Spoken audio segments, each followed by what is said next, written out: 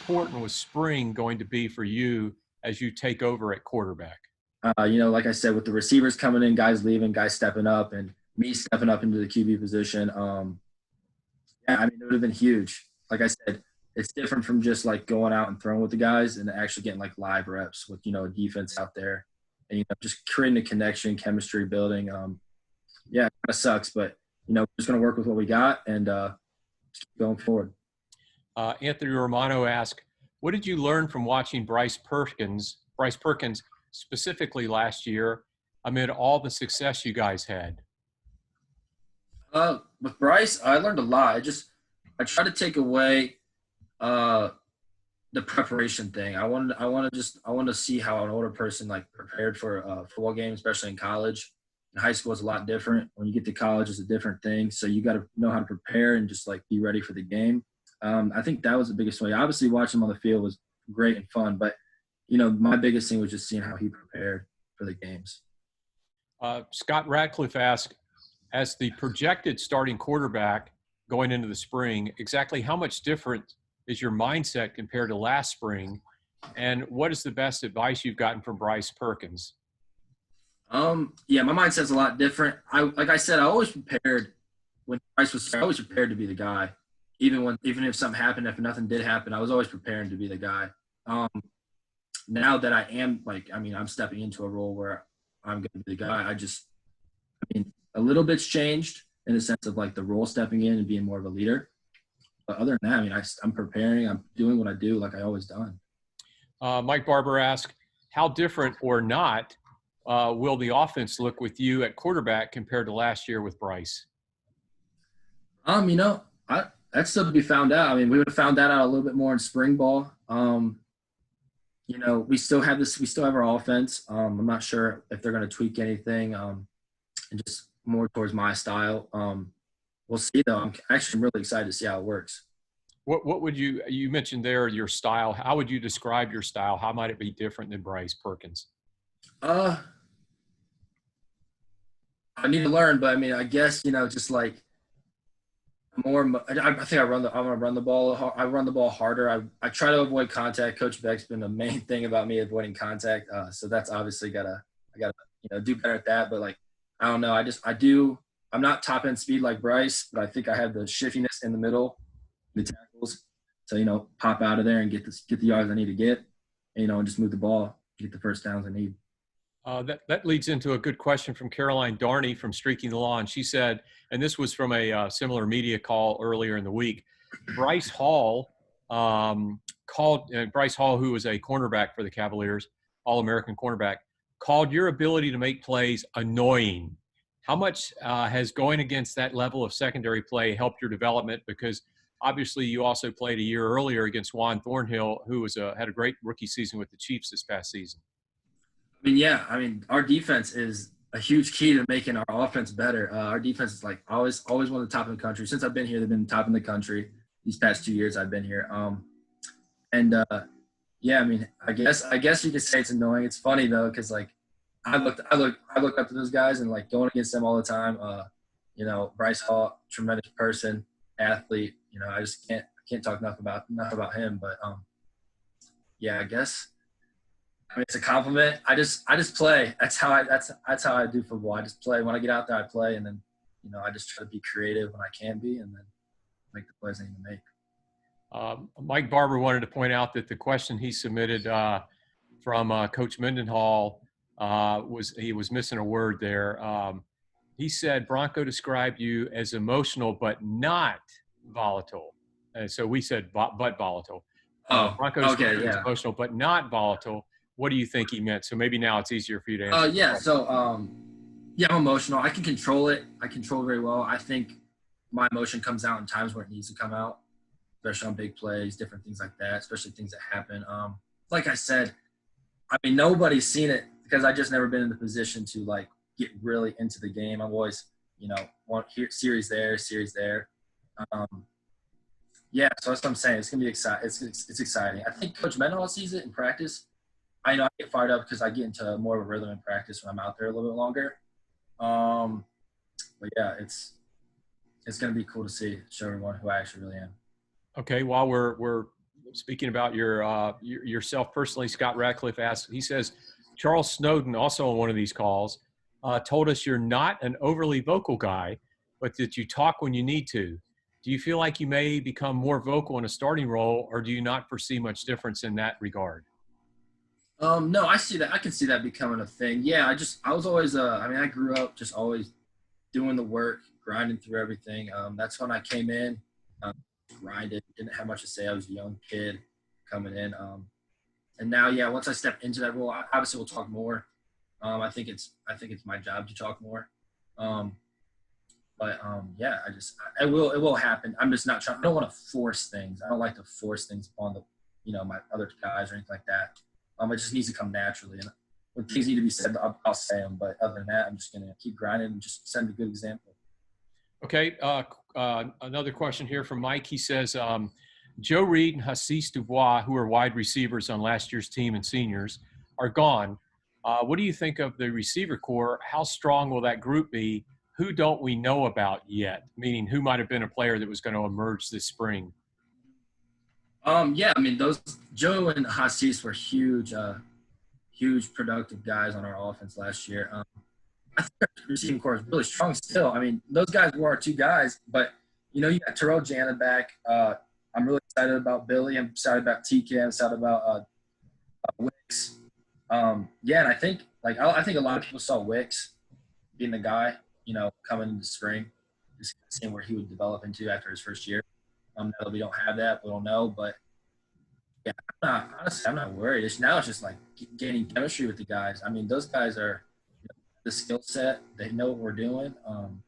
Yeah, I think our wide receiver will be strong still. Okay, got a couple of questions from some locals there before we get back to the Virginia beat media. And you can correct me if I butcher this name, Brennan. Brian Skoronsky wants to know, what's your favorite high school memory? 2.5 years ago. High school memory. Shoot. I guess winning the regionals. We got to the state semis. We won the regionals. That was the first time in program history, our high school history. So I'd say that would be my favorite high school memory. Brian also asked, what advice for high school players being recruited by Power 5 programs would you give? I would say I don't think you should worry about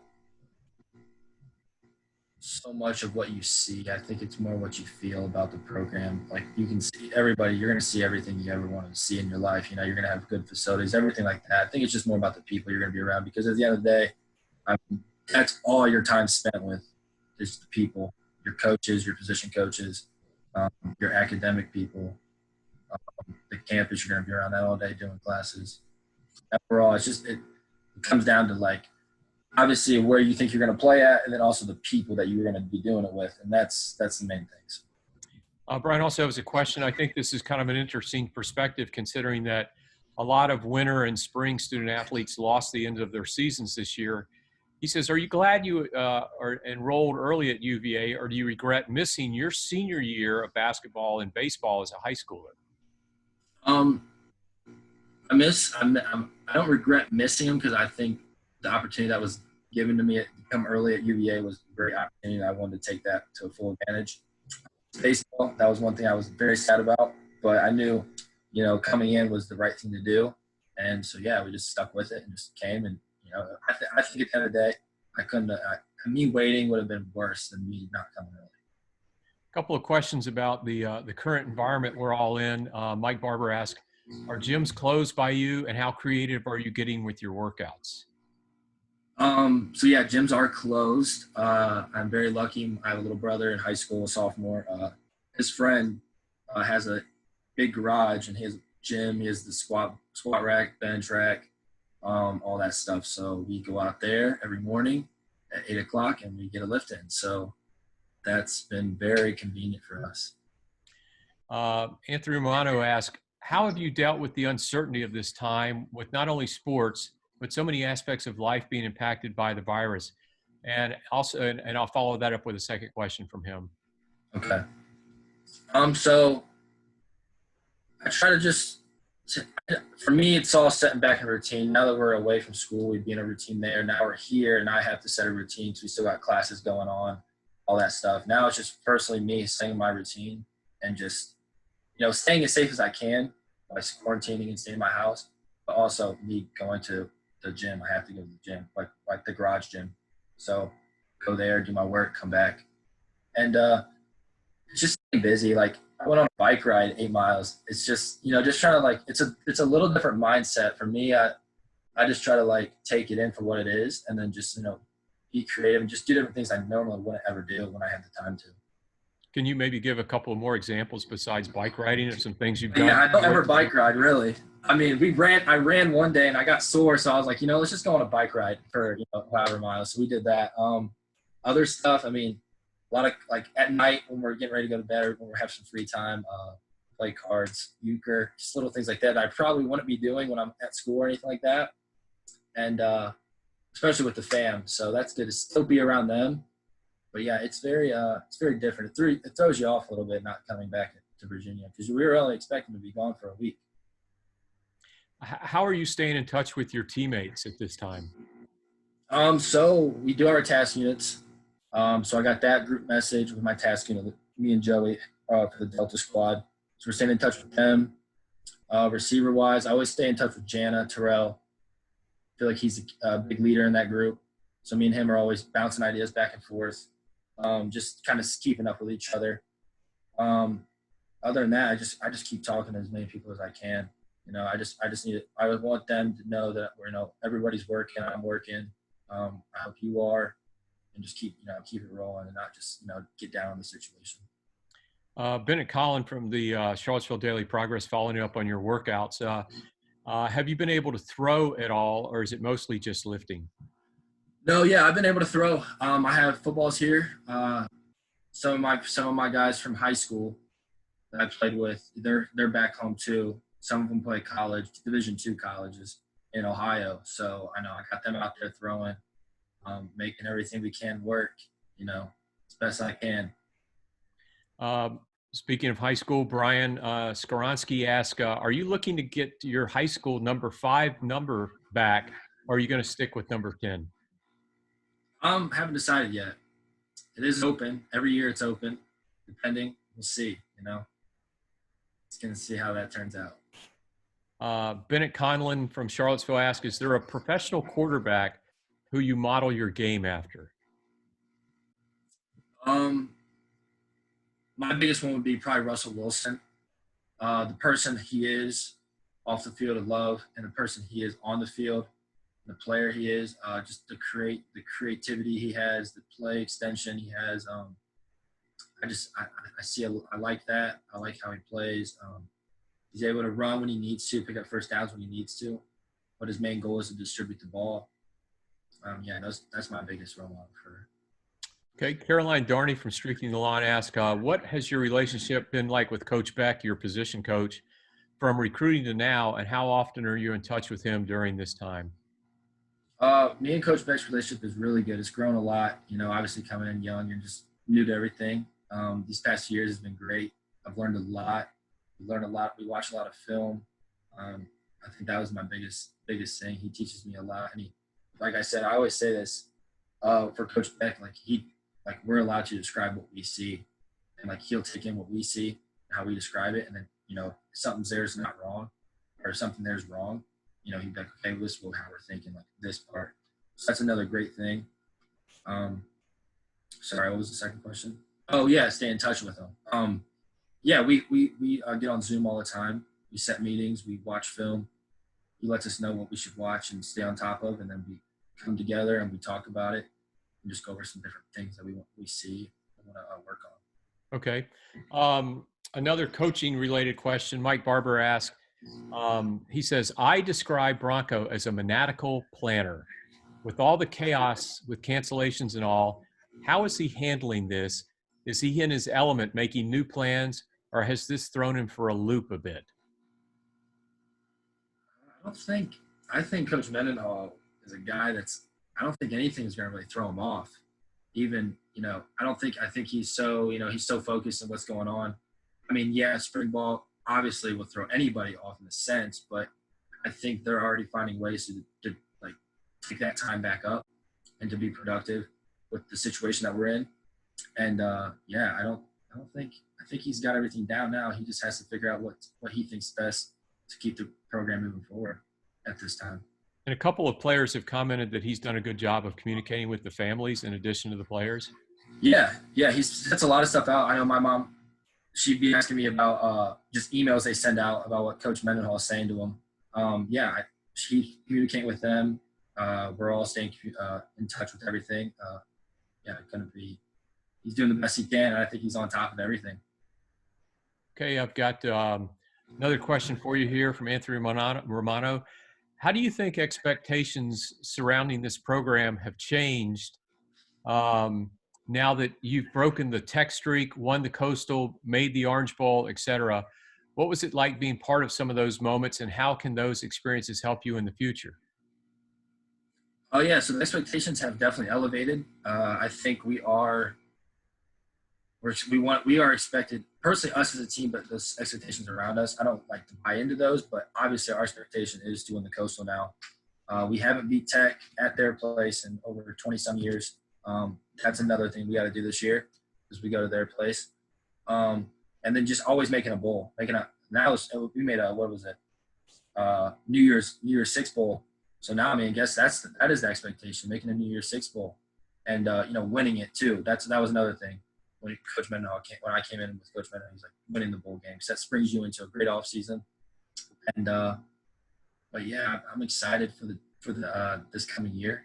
Got some good opponents coming up on our schedule. See who we are, and yeah. Here's a comparison question for you. Have you watched any video of Taysom Hill running the offense at BYU? Is he a comparison to you in some ways? Yeah, we've watched some Taysom Hill video. Me and Coach Beck have, even when Bryce was here. But yeah, that was somewhat of how they think of me as a running style. Just more of a, I guess, hard. He runs pretty hard. He's not afraid to go through contact. I don't know. I think that would be the best way to describe it, because that's what they talked about me when I first started getting recruited here. They were talking about Taysom Hill, and yeah, now I think as I grew into my body, as getting older and older, I think that I've become somewhat of what he is. And that's all our media questions. We like to end this on a light note. So since you've been home, what have you asked your mom for as your go-to meal? I mean, she's been creative. It's all been switched up every night, honestly, and that's all we've been doing is cooking. I mean, I could say my favorite. Sure. Meal. So my dad cooks. My dad cooks on the grill, so we had some steak and stuff. But that's always my favorite. I mean, if anybody asks me what my favorite food is, it's steak. So we had steak and potatoes. Yeah, that's about it. But she's been doing a good job switching it up every night, so it's not too repetitive. And how has the metropolitan area of Shelby, with its 9,000 residents, been impacted by this? I don't know how much they are. I mean, there's still people. My dad still works. My dad's working. My mom's working from home right now, so I mean, it's impacting them a little bit. I think we're taking precautions already. A lot of the cities taking precautions of, just had a stay-at-home order for Ohio. So, yeah, I think people are trying to stay in as much as they can. Obviously, gas, groceries, they're trying to get out and get those. But other than that, I think everyone's doing a pretty decent job of just kind of staying in their own areas. What do your parents do? What are their jobs? My mom works at Ohio State in Mansfield, and she commutes sometimes down to Columbus once in a while. But Mansfield's closer to Shelby, so she just works from there. And then my dad works for it's called Copperwood or ArcelorMittal, the big tubing company that he works there, and they haven't shut down for that either. So I guess people are going to need steel and stuff and things that could happen, so they just try not to shut those down. Right. Well, Brennan, we appreciate your time today. Thanks for hopping on with everybody. We're looking forward to getting you back down to Charlottesville and getting you back out on the practice field. Appreciate it. Thanks, everybody. Thanks for tuning in. All right. You have a good day. Thanks, everyone. Yep. See y'all.